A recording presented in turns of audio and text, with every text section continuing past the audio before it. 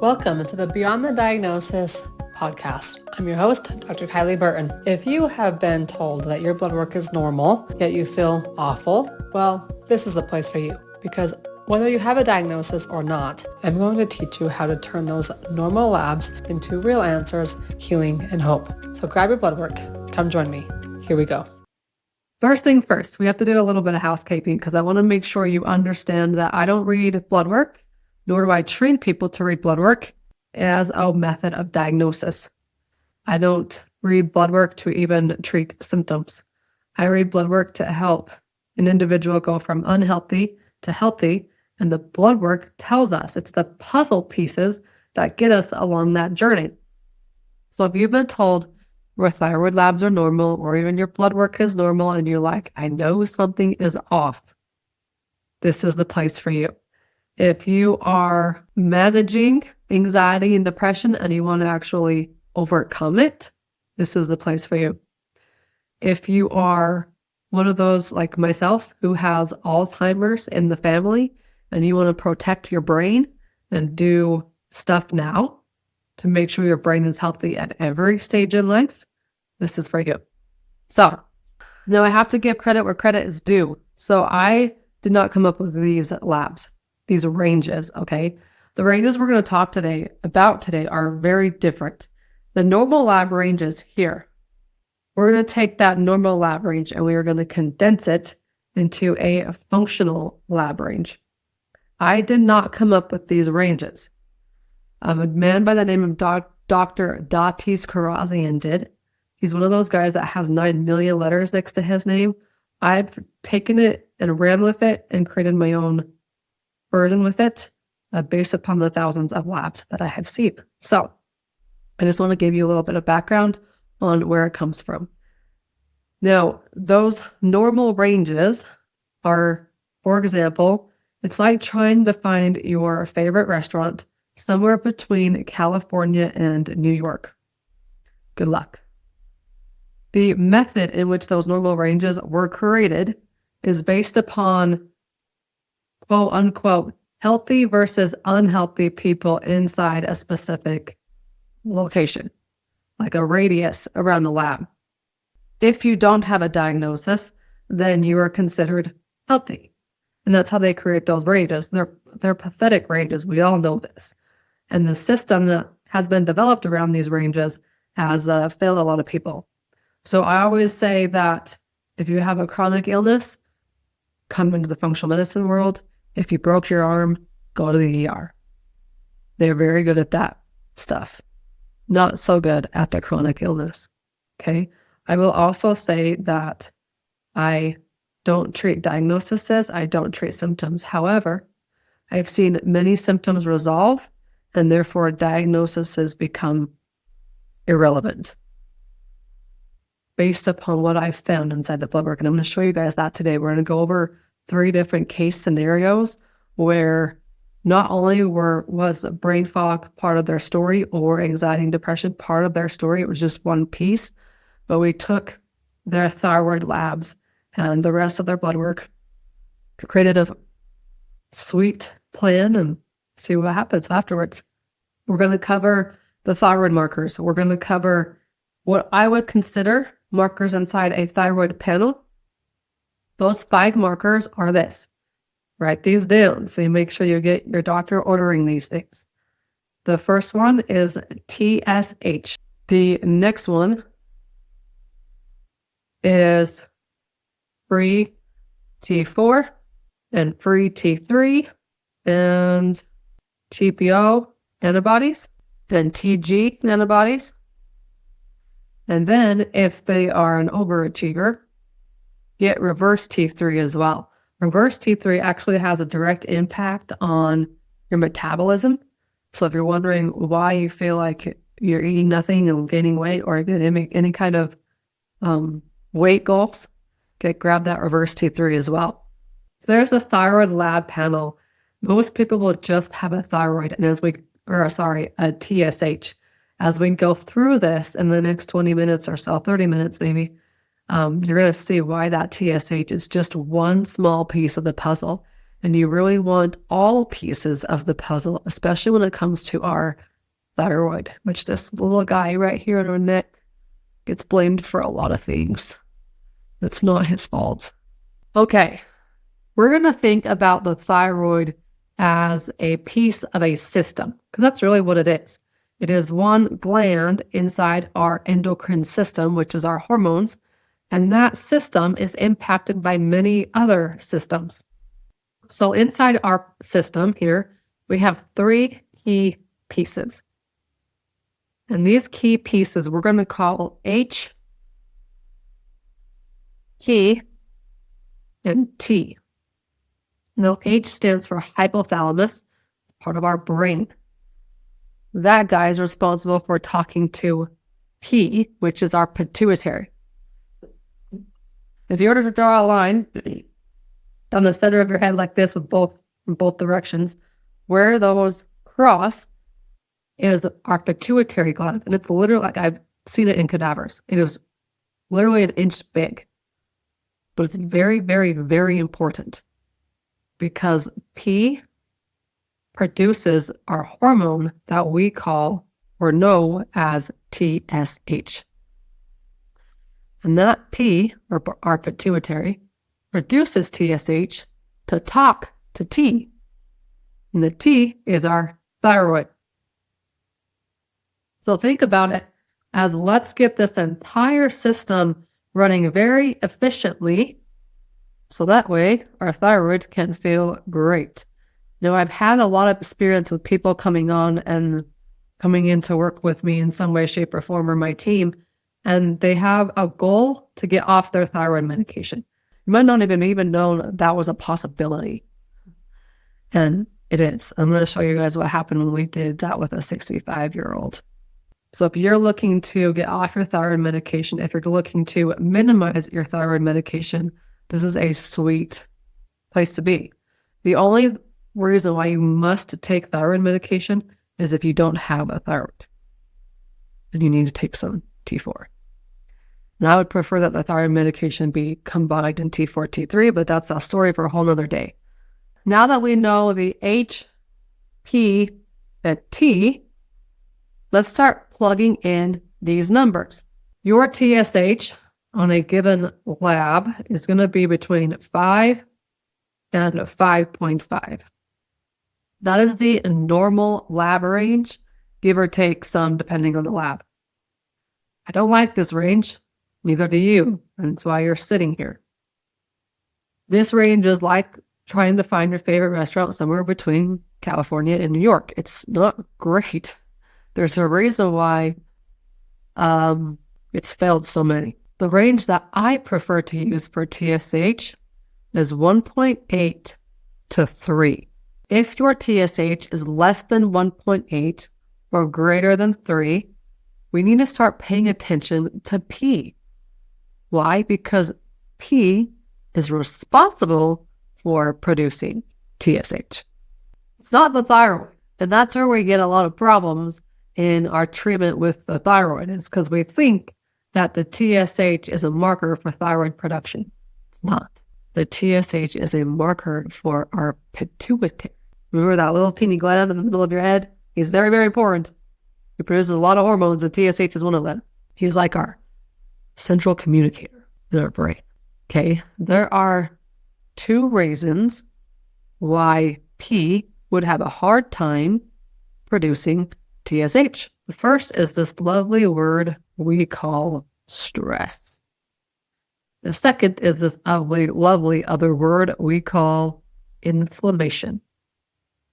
Those 2 are very general, in my opinion, because we live in 2024. There is no avoiding external stressors. It is very difficult, unless you are Nicole Lonnie, even then she's not perfect, to eat foods that are not inflammatory, or breathe air that doesn't have toxins in it, or drink water that's not in some way, shape, or form impacting our thyroid. What we want to do here is we want to minimize our inflammation. What we want to do is we want to eliminate the internal stressor in our body. so that we can have external stressors not impact us very much. So we're not going to pay too much attention to these because I feel like those are sort of kind of a cop-out. We're going to pay attention to what's even higher up in the food chain. I like to talk about HPT as a food chain, and the T, or thyroid, is the bottom of the food chain. When you treat from the top of the food chain down, when you heal top down, the entire system is impacted. That's how the body does it naturally anyways. So these neurotransmitters is what we call them, serotonin and dopamine. Those two guys are responsible for fueling the entire food chain. And these two, they directly impact anxiety and depression. So we need to make sure that these are being fueled appropriately in our brain, but also in our gut. As a matter of fact, I think there's like at least 80% of serotonin and dopamine are produced from bacteria inside our gut. So if you've ever heard about this gut-brain connection, there's a direct reflection of it. Serotonin and dopamine, they are produced more so in our gut than anywhere else in our body. And that directly impacts our brain, and it directly impacts the entire thyroid system. So if you have a low TSH or even an elevated TSH, you can think about a couple different things impacting the entire system. One, how is this being produced? Serotonin and dopamine. How's my gut feeling? How's my brain doing? What is being impacted from a stress and inflammation perspective on my gut and my brain? Because they all directly impact not only how you feel, they impact the thyroid. Now here's where the other numbers come into play. So our thyroid is responsible for producing T4. Okay? In our labs, in our blood work, it looks like free T4. So your free T4, you want to see between 1.0 and 1.5. That's the functional range. It's going to be different based upon the normal lab range that you see. Okay, T4 must get converted into T3. T3 is very important because it goes out and it communicates to all cells of the body. It tells the cells to speed up your metabolism so you can lose weight. It tells your cells to regulate your body temperature so you're not cold while everybody else is just fine. It tells your cells to communicate so that way when you walk into a room, you remember why you walked into the room. Okay, T3 communicates to every single cell in the body. So we need to make sure our body has sufficient amounts of it. Your T3 should be between 3 and 4. Again, that's the functional range, not the normal lab range. There's a few problems with standardized treatment with thyroid that impact how our brain functions. It impacts how we feel in so many ways. When you are receiving thyroid medication, it's going to be either T3 or T4 or a combination of the two. Okay, this is fueling the food chain from the bottom. And when you fuel the food chain, you're literally taking T3 and T4. You're telling your body like, wait, I'm already getting this. I don't need to produce it anymore. So it goes back up to the top of the food chain and shuts it all down because you've got T3 and T4, which is why some people will say, oh, their TSH, I feel so great when my TSH is 0.01, because they're on medication that's just like, okay, everybody else be quiet. We have what we need down here on the bottom. When you look at it from a full system approach and you treat from the top down, everybody's happy. When everybody's happy, you don't even need your thyroid medication anymore, or you need very minimal doses of it. I'll show you guys some examples of what I mean here. All right, there's two more key pieces here. I've kind of mentioned this gut-brain connection. I've mentioned how serotonin and dopamine are actually produced in your gut way more than anywhere else in the body. There's one more place that the gut comes into play and is very important, and it's right here. So between T4 and T3, T4 has to get converted into T3, right? Well, it happens in your gut and your liver. That's where the conversion actually takes place. So if you want to heal your thyroid, we got to do a couple things here. One, we need to revamp your gut. Chances are it's not making enough of this stuff, which is feeding the entire food chain. Next, we need to feed the brain because, hello, the hypothalamus and the pituitary are in your brain. So just those two things will help heal this gland we have in our neck. Like it's blamed for so much. We're going to get into the treatment. All right, this one, she's 65 years old, background story, 65 years old, and has been on thyroid medication for 20 years, always just taken it, never really questioned why, but didn't feel like it changed anything. So we jumped into her numbers, and as you can see, we've got TSH is depleted. So now I'm thinking automatically, feed my brain, hypothalamus, pituitary, serotonin and dopamine, gut, all of those are above TSH, coming over here to the free T4, which is next in the food chain, and that's depressed. So now I'm thinking thyroid specifically, because thyroid reduces T4. And it just so happens that we've got both of these that are quite elevated. So the TPO and TG antibodies, those are markers for Hashimoto's, which means the gut and the immune system are attacking the thyroid. And it really, treating the thyroid is not going to do anything, which in this case, her thyroid treatment did nothing. That's just standard route of care, even though it's not what I would do. And then after we have a free T3, so we know, okay, we got to feed the brain, we got to feed the gut, we need to figure out why the immune system is attacking the thyroid right here. And then last but not least, my free T3 is slightly low, so we're looking at the gut and the liver.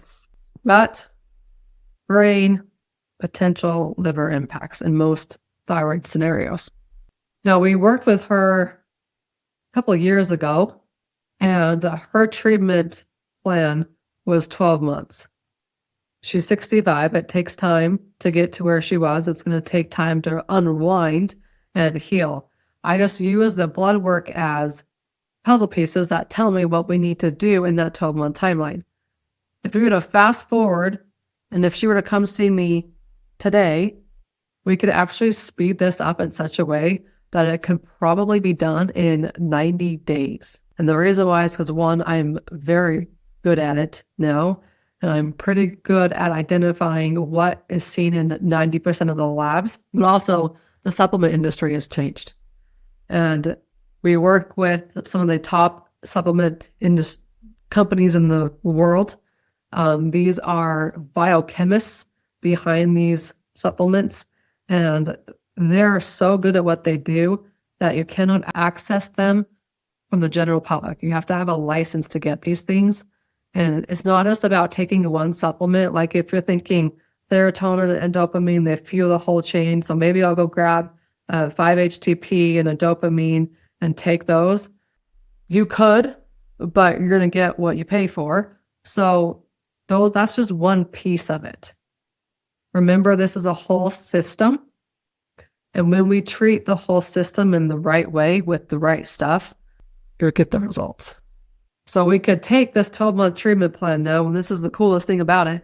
12 months and $12,000 is what it cost her investment, but to her it was like a no-brainer because she completely transformed everything. In fact, I remember she couldn't go to the track because the toxins and the chemicals in the air was just so bad, so hard on her body that her husband would go by herself. When we finished the 12-month plan, which we could now do in 90 days, she was going to the track with him. Like, I remember they showed up to the office back when we had a brick and mortar practice, and they were driving their RV because they were headed to Vegas. So pretty cool how that changes when you look at things from a whole perspective and not just treat from the bottom up. After 20 years of being on thyroid meds, she's now off. All right, these other two are two younger women. When I took these labs, I wouldn't take these labs the same way anymore because we're missing some pieces. But this was a lab test that you can actually ship to your house and do a fingerprint or a finger prick with the blood test rather than having to get like a full-on blood draw. But it's not comprehensive. So the background of this one, she was in her mid-20s and wanted to get pregnant, but had tons and tons and tons of anxiety around it. Because somewhere along the lines, she had been told that because she had Hashimoto's, it was going to be very difficult for her to become pregnant. So she was terrified to even start the journey. So we ran blood tests. Now let's plug in the numbers here. TSH is 1.1, which is less than I want to see at 1.8. So I'm thinking, okay, brain, gut. And the next step, free T4, which this one is a different lab. So let's just say it's low. Not really paying attention to the numbers, but it's low. So now I'm thinking, okay, is there an attack on the thyroid? And one of the reasons why I don't like this lab anymore is because it only took a TPO antibodies per T, which was safe. Her TG antibodies were through the roof.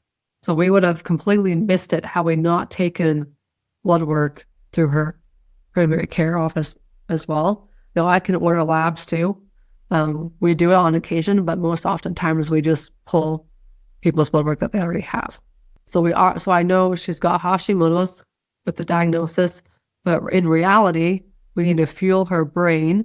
We need to heal her gut, which is the reason for the Hashimoto's. And then the free T3 here at 2.5, that's also low. So now I'm thinking there's another indicator for gut and liver. Because she was younger, we did her plan in 6 months. If we were to do it now, we could condense it to 90 days, which I love that because who doesn't want to get better faster? Supplements that are new to the industry are helping us do that. These are supplements that we use. You don't want to take these by yourself. Like these aren't DIY friendly things. They go in, they get the job done, and you feel like $1 million at the end of it. But that said, the job also might be some side effects because as your body heals, healing isn't always smooth. So it's a smooth journey, but it's definitely worth it. Fast forward a couple years, how many kids does she have now? 2? I think she's even pregnant with her 3rd. I just saw it on social media. And she at one point was going to be a virtual assistant, but she got pregnant with her 2nd shortly after. So we're in Utah. We have babies back to back to back. And then the only thing she is currently taking, no, I don't want to lie. I'll have to double check with her. But I would assume she's taking a thyroid support, an adrenal support, a vitamin D for the immune system, and then like a prenatal multivitamin. So once you do the job and your body heals, it doesn't require much to remain that way. She is gluten-free because of the Hashimoto's. Stays away from that as much as possible. Okay, but she's having kids, doing great. The last one I want to show you guys, this is a young woman as well in her mid-20s too. She came initially for endometriosis, which is very heavy and painful periods. She also experienced flares whenever she would eat the wrong thing, and she is in her mid-20s. So I remember she didn't want to go out on dates because typically the dates were out to restaurants. So she was always hesitant to go out on dates with guys because of how her body would react to what she ate on the date. So let's go through this. TSH 3.9, which is just slightly elevated. Let's get the full story though. So we're thinking brain, we're thinking gut. Then we go to the free T4, which is in the green. So that's good. The free T3 is in the green as well. That's good. Again, these numbers are a little bit different for this lab. But then she's got the antibodies and then the TG antibodies that were missing. Knowing she came in with endometriosis, which is heavy, painful periods, we kind of figured these thyroid markers would be off in some way, leading towards the idea of Hashimoto's. Now, there's 2 ways to go about this marker. The first marker is, well, are we going to wait till the antibodies cross the threshold and then we receive the positive diagnosis? Or should we just jump in and start treating right now because our body's already producing antibodies? It's going to get there at some point if we don't take action right now. So that's what we did. We took action right now. We fueled her brain, we revived her gut, and then made sure her liver was detoxing, especially with that endometriosis. So really, those were the key things. 6-month plan with her. Again, if we did this now, it would be 90 days, which is phenomenal. And she's married. I don't know if she has a kid yet. I think when I talked to her mom a couple months ago, her mom reached out to me because she had gotten some new labs done and wanted some suggestions on supplements to take to keep her at where she was.